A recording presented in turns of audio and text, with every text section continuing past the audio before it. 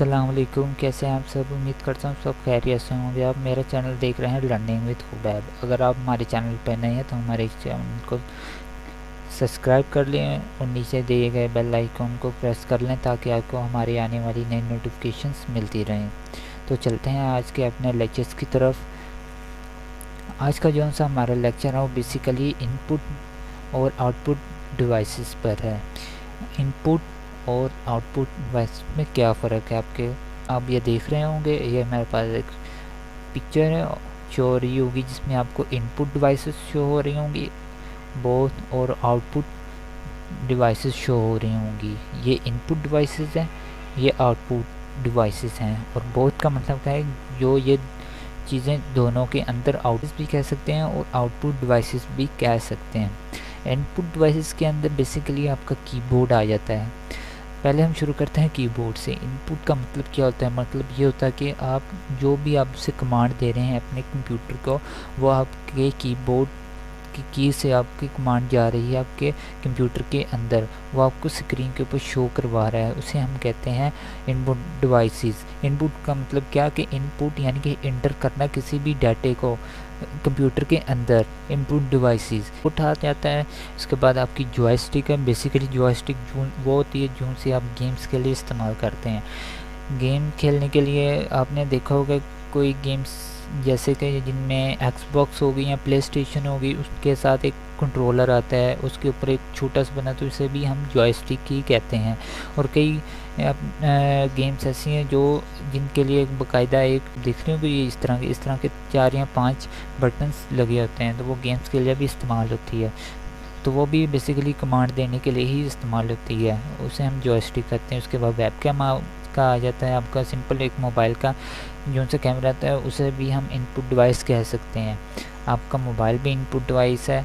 आपके स्क्रीन के ऊपर जो सा आपका टच पैड होता है आपके मोबाइल को, उसे भी हम इनपुट डिवाइस ही कहते हैं। उसके बाद आ जाता है आपका स्कैनर। स्कैनर के अंदर बेसिकली ये यूज़ होता है स्कैन करने के लिए। उसके बाद हम आ जाते हैं अपने नेक्स्ट ऑप्शन की तरफ, उसका जिसका नाम है बारकोड रीडर। बारकोड रीडर होता क्या है? बेसिकली ये बारकोड रीडर आपने देखा होगा डिफरेंट तरह की प्रोडक्ट्स होती हैं, उनके पीछे एक बारकोड सा होता है, लाइनिंग सी। शायद मेरे पास पड़ी हो, मैं आपको दिखाता हूँ। ये होता है बारकोड। इस तरह के बारकोड्स होते हैं आपके कोई भी आप लेते हैं, जैसे जूस का डब्बा लेते हैं या कोई भी आप बिस्किट लेते हैं, उसके आपने देखा हो उसके रैपर के पीछे या उसके डब्बे के पीछे एक इस तरह का ये बारकोड शो हो रहा होता है। वो सिंपली यही डिवाइस क्या करती है, ये सिंपली इसको बारकोड को रीड करती है और जो भी उसकी रिटेल प्राइस होती है या उसकी मार्केट की प्राइस होती है, उसके पे जीएसटी जितना लगा तो उसकी प्राइस शो करके बता देती है।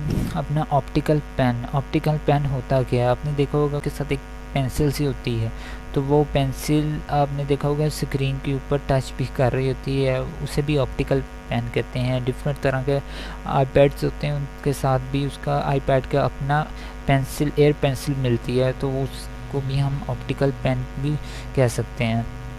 उसके बाद आ जाते हैं हम अपने आउटपुट डिवाइसेस की तरफ। आउटपुट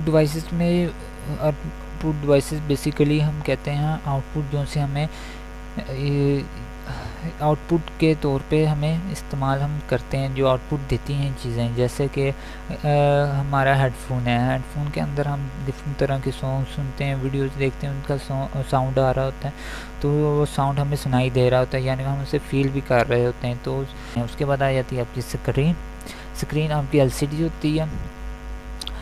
एलसीडी आप बेसिकली आपको शो करवाती है कि आप कोई भी अपना टेक्स्ट, आपकी वीडियो या आपका कोई आप गेम खेल रहे हैं तो आपको शो करवा रही होती है। आप देख रहे होते हैं कि हाँ ये मैं गेम खेल रहा हूँ, हाँ मैं ये कोई चैनल देख रहा हूँ या कोई वीडियो देख रहा हूँ। तो ये आउटपुट बेसिकली हम स्क्रीन के डिस्प्ले लेने के लिए भी इसे कहते हैं।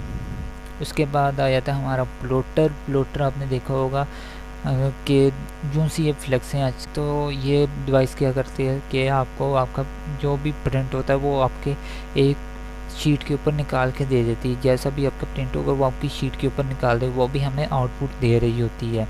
उसके बाद हाँ, उसके बाद हमारा आ जाता है प्रिंटर इंजेक्ट। इंजेक्ट के अंदर भी सिंपली वही होता है, कलर प्रिंट आप ले सकते हैं। आपकी जो सी फोटोस्टेट मशीन होती है वो भी आपको आउटपुट दे रही होती है, यानी कि आपका पेज निकाल के दे रही होती है।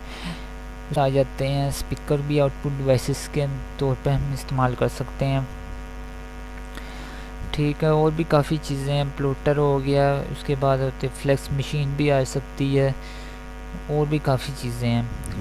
ठीक है, इनपुट में भी ये आ जाती हैं, मैं अभी है नहीं, इसमें एक होता है माउस भी शायद इन्होंने नहीं दिया। माउस भी इनपुट डिवाइस है, और भी काफ़ी चीज़ है। उसके बाद आ जाता है हमारे पेन ड्राइव। बोथ डिवाइस के ये दोनों इनपुट भी हो सकती है, वो आउटपुट भी है, दोनों हैं। जैसे कि कैमरा इनपुट भी है और आउटपुट भी है।